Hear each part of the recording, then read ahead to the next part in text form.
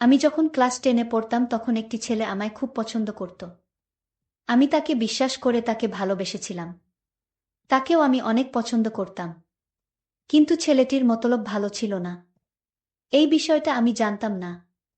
একদিন সে আমাকে মিথ্যা কথা বলে ঢাকায় পড়াতে নিয়ে যায়। আমিও তার সাথে চলে গেলাম ঢাকায়। আমরা ঢাকায় একটি বাসায় আলাদা রুমে থাকতাম। একদিন রাতে ছেলেটি আমার রুমে এসে আমার সাথে জোর করে যা করেছিল তা মেনে নেওয়া সম্ভব ছিল না। বাকিটা গল্পতেই শুনে নিন। বিনা আমার বান্ধবী। আমি যখন ক্লাস 10-এ পড়তাম তখন ওর সাথে আমার পরিচয় হয়েছিল। একসাথে কোচিং করতাম, কোচিং শেষে বেশ আমরা একসাথে বাসায় ফিরতাম। এভাবেই কখন যেন তার মায়ে পড়ে গিয়েছিলাম। আমি একদিন তাকে বলেছিলাম, বিনা, আমি তোমাকে একটা কথা বলতে চাই। বিনা বলল, কি কথা শুনি? আমি বললাম, বিনা, আসলে আমি তোমাকে ভালোবাসি। বিনা আমার কথা শুনে কিছুটা অবাক হয়ে বলল, আমিও তোমাকে আগে থেকেই পছন্দ করতাম। বিনার কথা শুনে মনে হলো পৃথিবীটা আমার হয়ে গেল। আমার খুব আনন্দ হচ্ছিল। এভাবে প্রেম করতে শুরু করলাম আমরা। তারপর আমরা কলেজে পড়তাম, তখন কি আর হতো। একটা সময় এইচএসসি আসল দুইজনেই দিলাম, দুইজনেই ভালো রেজাল্ট করলাম। ভর্তিও হলাম একই বিশ্ববিদ্যালয়ে। আমাদের শহরের বাইরে একটা বড় বিশ্ববিদ্যালয়। সেখানেই আমাদের জীবনের গল্পটা শুরু হয়েছিল। আমরা লেখাপড়া করার জন্য একটা বাসায় উঠলাম। বাসায় দুজনেই বলেছিলাম আমরা হলে উঠেছি। কিন্তু আসলে আমরা ক্যাম্পাসের ঠিক বাইরেই 2 রুমের ছোট্ট একটা বাসা ভাড়া নিয়ে নিলাম। ওটার জন্যে কেনাকাটা করলাম। বালতি, তোশক, হাঁড়িপাতিল সবকিছু। যেন আমরা বিয়ে করে ফেলেছি আর সংসারের জিনিসপাতি কিনছি। আমরা ঠিক করেছি আমরা নিজেরাই রান্না করে খাব। কোনো বোয়ার দরকার নেই।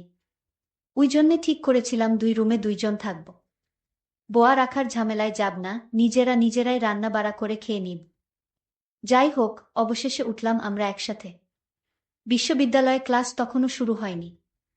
আমাদের হাতে অফুরন্ত সময়। সকালে যেহেতু জলদি ওঠার কোনো দুশ্চিন্তা নেই, আমরা দুজনে বারান্দায় বসে গল্প করতে থাকলাম। হঠাৎ দেখি বিনার মনটা খারাপ হয়ে আছে। তার মুখটা কেমন জানি অন্ধকার হয়ে আছে। আমি জিজ্ঞেস করলাম, কি হয়েছে বিনা? কিছু না। তো এরকম চুপ মেরে গেছো কেন? এমনি। এদিকে তাকাও দেখি। অনেকটা জোর করেই মুখটা আমার দিকে ঘুরালাম। দেখি বেচারির চোখ দিয়ে পানি ঝরছে। কোমল গলায় আবার জিজ্ঞেস করলাম, মন খারাপ? উত্তর দিল না। কিছুক্ষণ পর একাই আবার বলে উঠল, আসলে আমি না এই প্রথম ফ্যামিলি ছাড়া আছি। এমন না যে তোমাকে ভালোবাসি না বা এরকম কিছু, কিন্তু আমার খুব মন খারাপ হচ্ছে। আমি বললাম, বুঝতে পারছি। যাও তুমি তোমার রুমে গিয়ে শুয়ে পড়ো। বিনা আস্তে করে নিজের রুমে গিয়ে দরজা আটকে দিল। আমারও কেন যেন খুব মন খারাপ হয়ে গেল। বুঝলাম না, হয় যে তাই বলে আমাকেও দরজা আটকে বাইরে রেখে দিতে হবে? আমিও চুপচাপ আমার রুমে লাইট নিভিয়ে শুয়ে পড়লাম। দরজাটা আটকাইনি। বিনার প্রতি একটু রাগ নিয়েই ঘুমিয়ে পড়েছিলাম। আমি নাক ডেকে ঘুমাচ্ছিলাম। আমার হঠাৎ ঘুম ভেঙে গেল। আমি অনুভব করলাম আমার পাশে কে যেন শুয়ে আছে। আমি বুঝতে পারলাম আমার বিছানায় আমি একা নই। বিনা কখন যেন আমার পাশে এসে শুয়ে নিঃসাড়ে ঘুমিয়ে আছে। আমি আবার ডিম লাইট ছাড়া ঘুমাতে পারতাম না। ডিম লাইটের আলোয় বিনাকে দেখে আমার অনেক মায়া হলো। পরিবার ছেড়ে লেখাপড়ার করার জন্য আমার মতো একটা ছেলেকে বিশ্বাস করে। আসলে বিনা একজন সহজ সরল মেয়ে। তার কোনো তুলনা হয় না। এসব ভাবতে ভাবতে ঘুমিয়ে গেলাম। ভোরে আবার ঘুম ভেঙে গেল। দেখি বাইরে মোটামুটি আলো হয়ে গেছে। বিনাকে ডাক দিলাম। বিনা, সকাল হয়ে গেছে, তাড়াতাড়ি উঠ। বিনার সাড়া নেই। এবার জোরে কানের কাছে গিয়ে ডাক দিলাম। এইবার বিনার ঘুম ভাঙল। সবকিছু বুঝে উঠতে একটু সময় নিল। তারপর মুচকি হেসে বলল, লাট সাহেব আর কিছু করলেন না? সকাল সকাল শুধু ঘুম ভাঙানোর জন্য ডাক দিলেন? আমি শয়তানি একটা হাসি দিয়ে বললাম, তুমি এখন থেকে আমার সব কথা শুনতে হবে। আর যদি না শুনো তাহলে আমার কাছে তোমার এমন একটা জিনিস আছে, যে জিনিসটা তোমাকে দেখালে তুমি আমার সব কথায় রাজি হয়ে যাবে। নইলে তো তোমার কপালে দুঃখ আছে। বিনা বলল, আমি আবার তোমার কোনো কথাটা অমান্য করেছি? তুমি যা বলছো আমি তাই রাখছি। তাহলে তুমি আমারে কিসের ভয় দেখাও? আমি বললাম, দেখো, এটা ভয়ের কিছু না। তুমি আমার কথা রাখতে হবে। আর শোনো, যদি তুমি আমার কথা রাখো তাহলে তোমার সাথে আমার সম্পর্কটা ঠিক থাকবে। নইলে আমি আর এসবের মাঝে নাই। আচ্ছা সিয়াম, তোমার হঠাৎ কি হয়েছে বলো তো? আমার সাথে এরকম করছো কেন? আমি তার পরিচয়টা দিতেই ভুলে গিয়েছিলাম। আমি যে ছেলেটাকে মনপ্রাণ দিয়ে ভালোবাসি এবং তাকে আমি অনেক বিশ্বাস করি, সেই ছেলেটার নাম সিয়াম। তার মা আছে কিন্তু বাবা নেই। সিয়াম দেখতে অনেক স্মার্ট, অনেক সুন্দর। যাই হোক, আমি সিয়ামকে বললাম, তোমার মাঝে হঠাৎ এই পরিবর্তন কেন? আগে তো তুমি এরকম ছিলে না। বলো তোমার কি হয়েছে? সিয়াম বলল, আমি তোমার কাছে যা চাই তা দিবে তো? যদি দাও তাহলে আমাকে পাবে, নইলে আমাকে আর পাবে না। আরে পাগল ছেলে, বলেই দেখো না, আমার কাছে যদি সেই জিনিসটা আমার কাছে থাকে তাহলে আমি তোমাকে দিব। সিয়াম বলল, আরে তোমার কাছে আছে কিন্তু তুমি দিবে তো? আচ্ছা বাবা, ঠিক আছে আমি দিব, এবার বলো কি চাও তুমি? সিয়াম তখন বলল, আমি একটা রাত কাটাতে চাই। মানে? কি বলছো তুমি? আমি কিছুই বুঝতে পারছি না। সিয়ামের এমন আবদার শুনে আমার মনটা ভীষণ খারাপ হয়ে গেল। আমি যে ছেলেটাকে এত ভালোবাসি, এত বিশ্বাস করি, সেই কিনা এসব বলছে। না, আমি ভাবতে পারছি না। আমি খানিকক্ষণ চুপ হয়ে থাকলাম। সিয়াম আমাকে বলল, কি হলো, তুমি চুপ করে রইলে যে, কিছু একটা বলো। আমি তাকে পরিষ্কারভাবে জানিয়ে দিলাম, আমি এখন এসব পারব না। আমার কথাটা শুনে সিয়ামের মুখটা অন্ধকার হয়ে গেল। আমি সিয়ামের মতলবটা বুঝতে পারলাম। আমার চোখের পানি কিছুতেই ধরে রাখতে পারছি না। আমার মনে হচ্ছে আমি চিৎকার করে কান্না করি।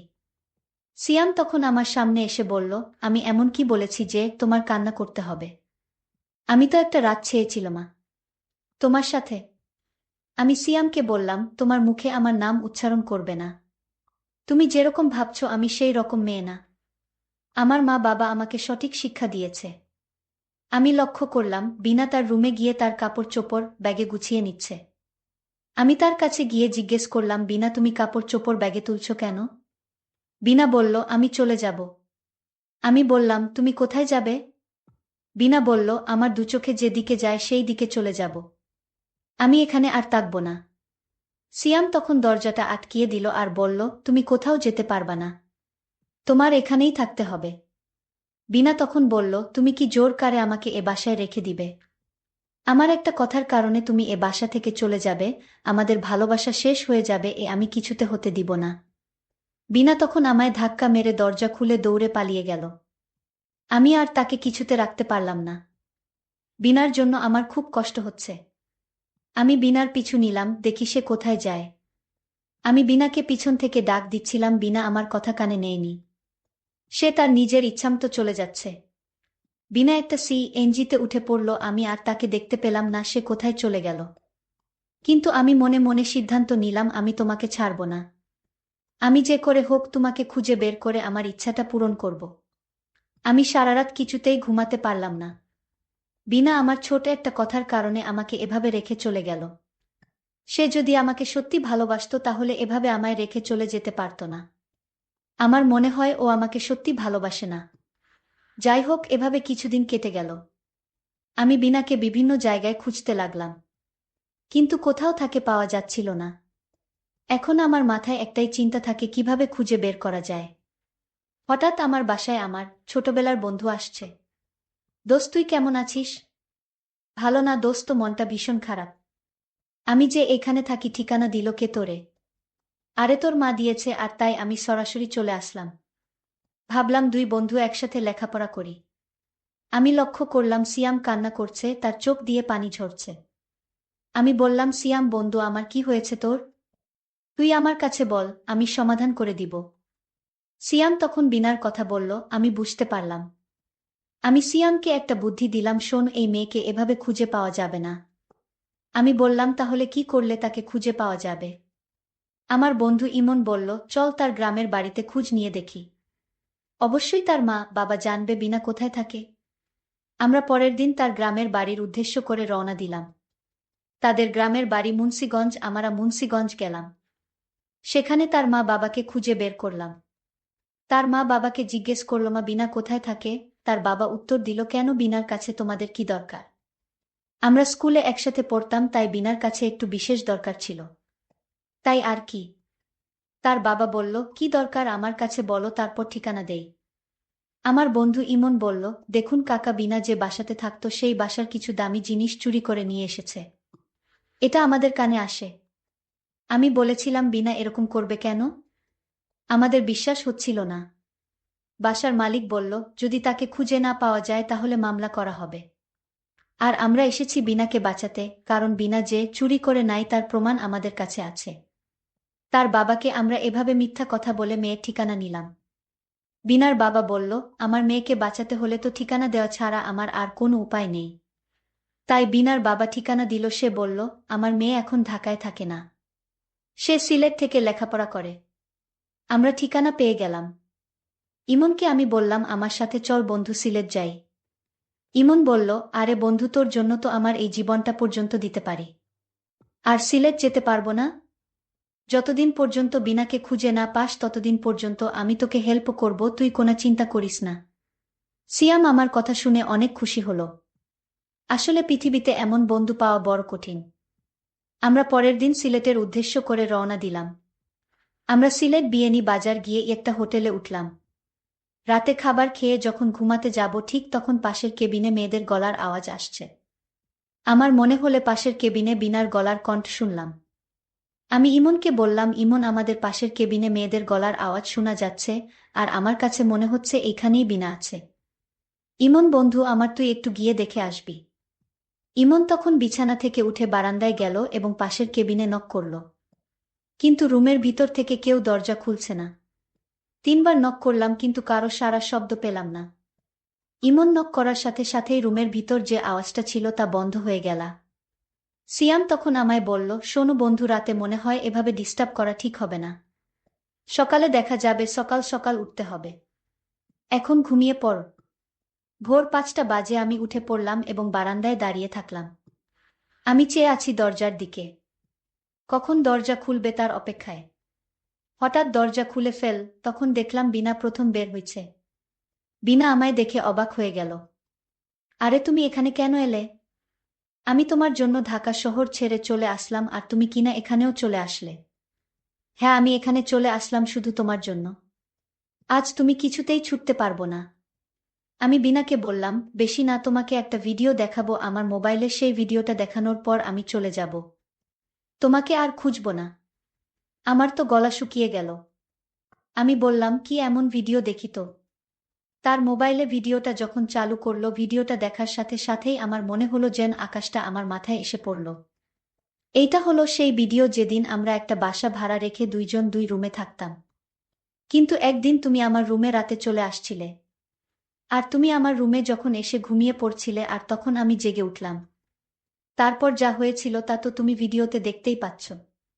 বিনা তখন বলল, তুমি আমার সাথে এমনটা করতে পারলে? ঠিক আছে, তুমি কত টাকা চাও আমি দিব।